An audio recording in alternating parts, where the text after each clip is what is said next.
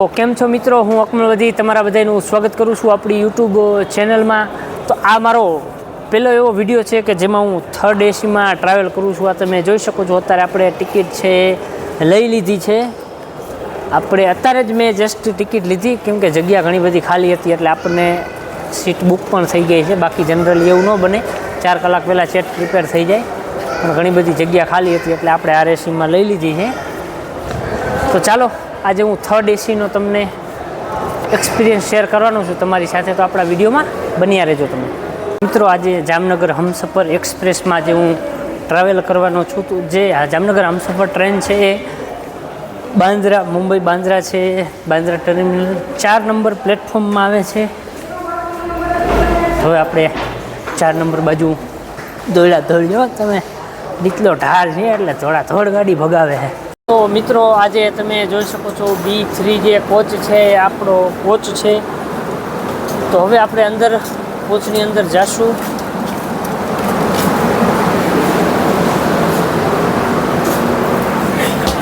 હા,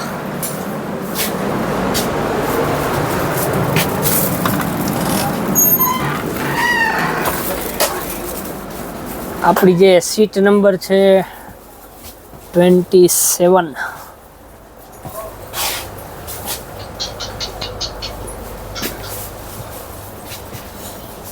આપણી seat number છે અહીંયા છે 27. તમે જોઈ શકો છો. આપણે ચૂઝ કર્યો તો બાત.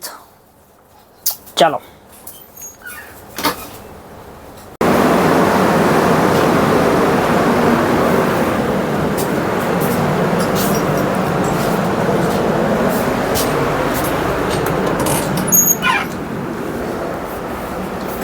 આ થર્ડ એસીનું તમે જોઈ શકો છો. અહીંયા છે બ્લેન્કટ અને એવું બધું, ધાબરા, ઓશિકા અને બહુ જ આમ જોઈ શકો છો ખરાબ ક્વોલિટીના છે. જોઈ શકો છો બધા બહુ મેલા છે, હાવ બહુ વધારે ભાગે યુઝ થાય એવા નથી, બહુ લાગતા.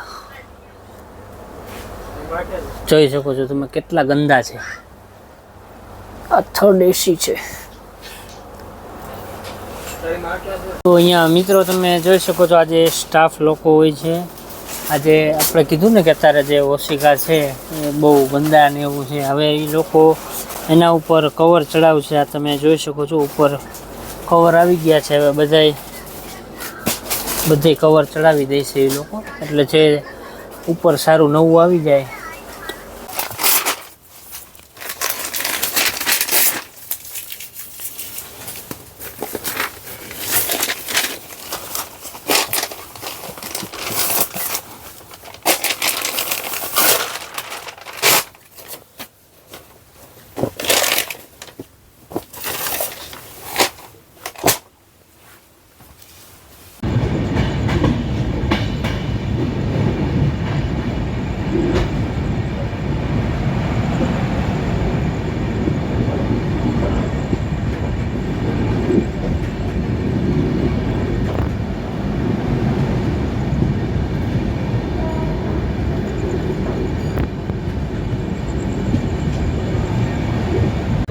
અત્યારે ટ્રેન છે ભરૂચ જંકશન અત્યારે ઊભી રહી છે.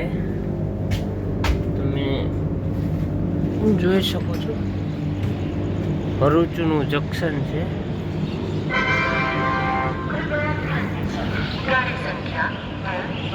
તો અત્યારે શહેરીનો ટાઈમ પણ થઈ ગયો છે ને આપણે શહેરી છે અત્યારે કરી લીધી છે.